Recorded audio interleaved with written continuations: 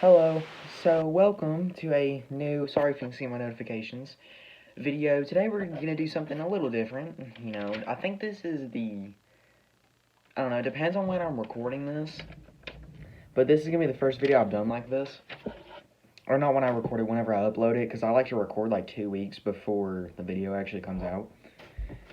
Today we're going to be doing the 2021 freshman list predictions.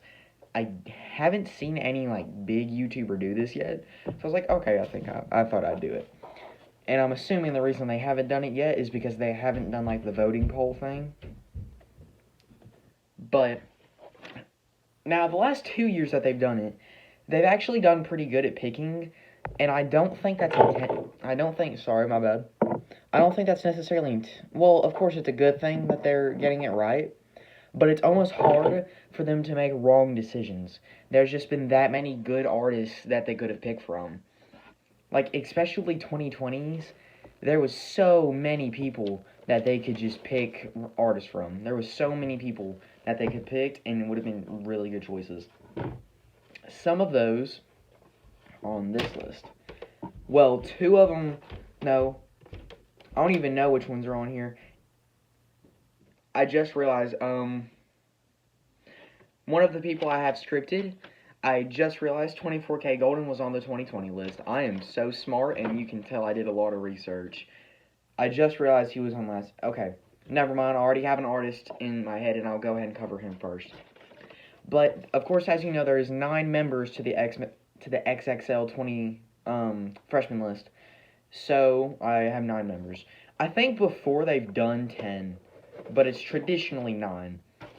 It's meant to be 9. So I'm pretty sure they have had 10 before, but most of the time it's just 9. So, let's go ahead and get into it. Now, the first artist, that way I don't forget and I don't say 24K Golden by accident, I'm going to get him over with first, Josiah. Josiah has had a really good 2019 and 2020. He blew up in 2019 with being a SoundCloud titan. And then in 2019, or no, not 2019, 2020, he's dropped a lot of singles that have all been really good.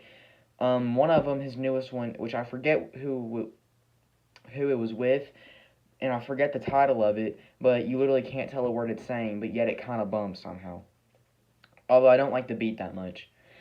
But Josiah has had some extreme growth, and he's also not a huge mainstream artist. He only has, at the time of recording this, a little bit below 2 million monthly listeners on Spotify, which is really what I'm going off whenever I go by size of the artist. So really, he's about at the perfect spot to put on it, if he doesn't decline it. Now on to the next person, Lil Nar.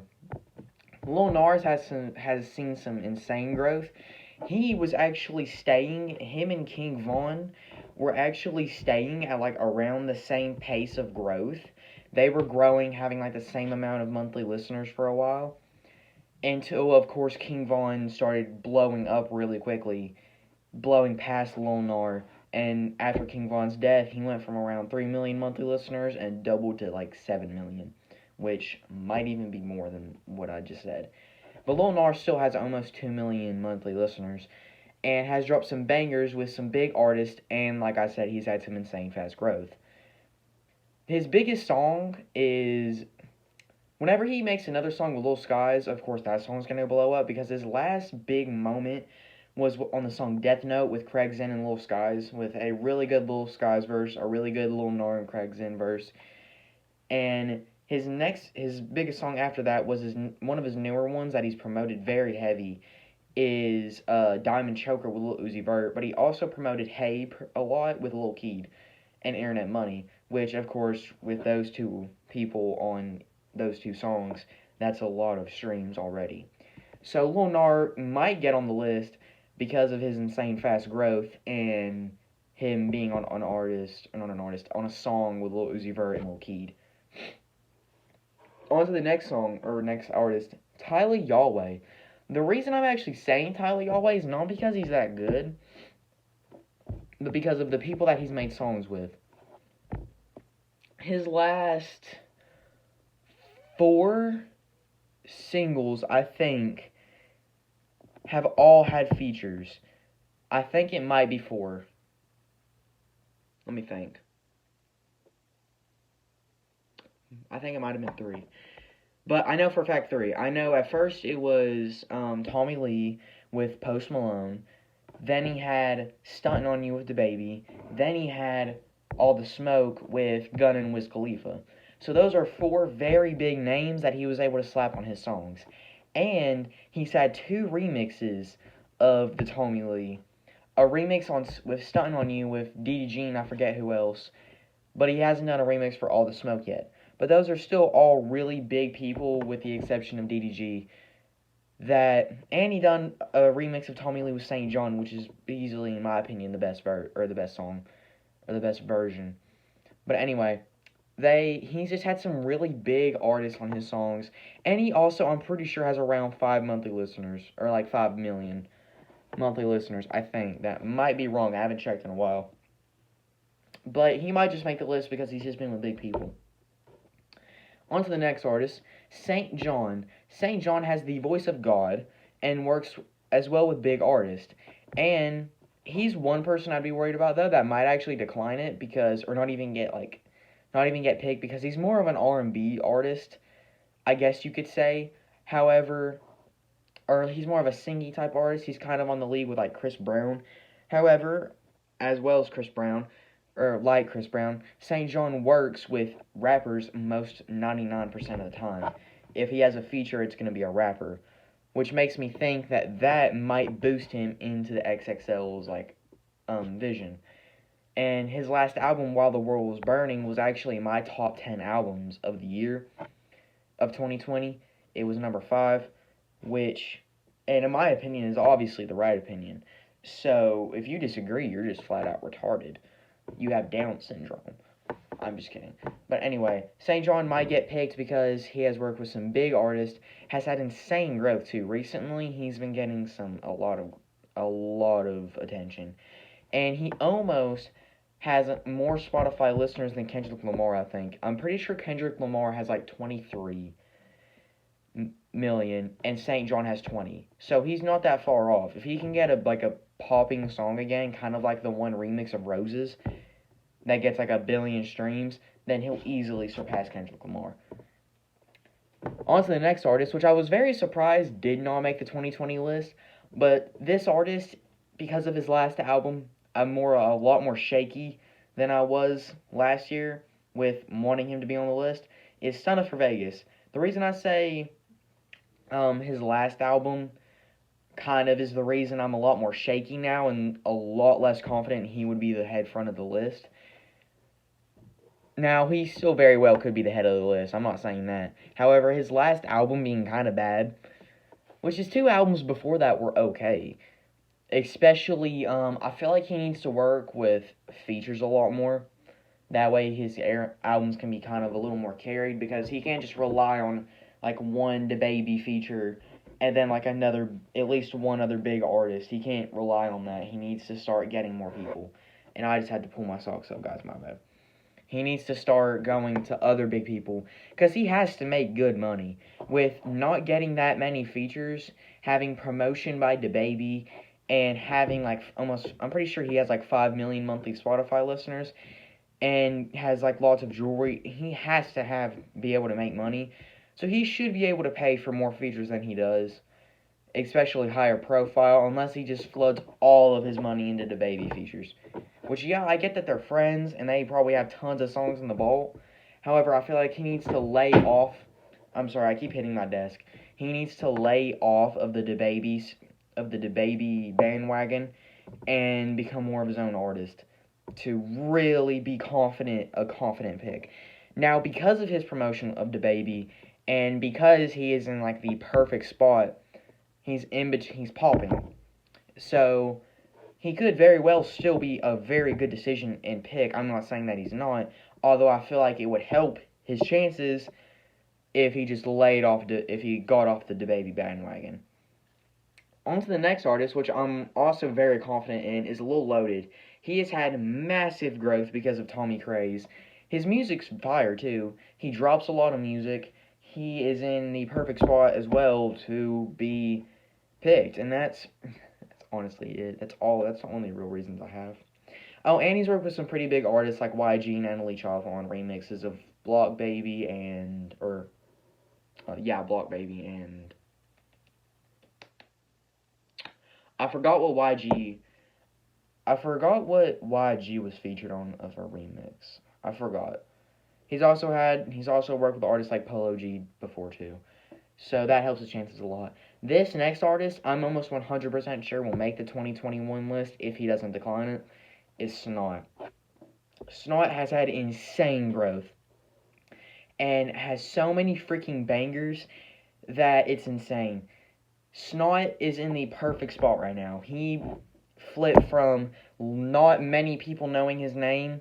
If they did know his name, it was because of Gasha. However, the only real people he had was his very strong fan base, and then flipped to mainstream like that. I think there's a lot of things that really helped with this. The Lyrical Lemonade videos helped. His big name features helped as well, which helped, like, whenever he released a list, artists like Ian Dior and Denzel Curry, and a single with Flo Milli, that kind of promoted his album heavy. They're like, oh, Ian Dior's on this? I'm gonna hit him up. I'm gonna start listening to that. And then people like Denzel fans were like, oh, Denzel Curry's on this. So, and he also picked like a wide variety, like a broad audience of features. Like you have the female rap fans, like the trap bangers with Flo Milli. You have like more lyrical people with Denzel, and then you have more, I guess I'm just gonna say singing type artist fans with Ian Dior. So he managed to get a lot of people, a lot of audiences looking at his album to listen to it. So really, he just made an extremely smart decision on his features. It's not a long album that they're on, so it won't be like, it's not like 24 songs where people are like, okay, this is way too long, I'm just going to pick the song of the artist I like and be done with it. No, it was 12 songs, so they looked at it and was like, oh, I'll just listen to the whole dang album. Loved it, and then they followed Snot. So he just made all the right decisions. He's done everything perfect to become mainstream at the flip of a switch. So I think he, unless he declines it, will be a 100% guarantee on the list. On to the next artist, which I also think will be a guarantee on the list, is Tokyo's Revenge. I'm amazed he wasn't on the 2020 list, so that makes me think he might have declined that one, and I'm just kind of being an idiot putting him on this one. He's dropping a lot of music too recently. He just had a song with 24K Golden, his song Good Morning Tokyo and Thought, his song with Kid Laroi. He's just had insane growth and makes lots of music, so a lot of people are discovering him. I'm pretty sure he has like 7 million Spotify monthly listeners. He's in that perfect position to be picked. Unless he declined it in 2020, then he'll get picked. On to the next artist. This one is 100% the most shaky one because he's not exactly in the best position to be picked yet. However, this one's a lot more of ambition. DC The Dawn. If you watch my top 10 albums of the year, then you know number 10 was Come As You Are, which was the album by DC The Dawn. DC The Dawn is an insanely, excuse me, I have like hiccups right now. I just ate some Burger King. I feel like I'm about to puke. I apologize. But anyway, DC The Dawn has had insane growth recently. Well, I shouldn't say that. I should say he's growing fast.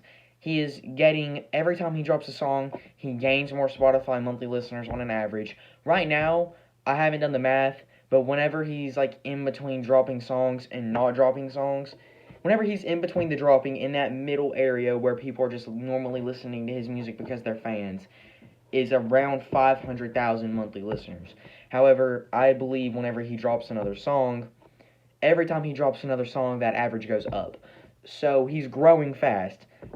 I feel like he needs to do what Snot did and just get some back-to-back, maybe not even back-to-back, just Lyrical Lemonade videos like Snot did, and he will blow out the water. He will flip like a light switch to the top. It would be insane. All he needs is a Lyrical Lemonade video, and he is out of the water. He is gone, straight to Mars. He'll be that far.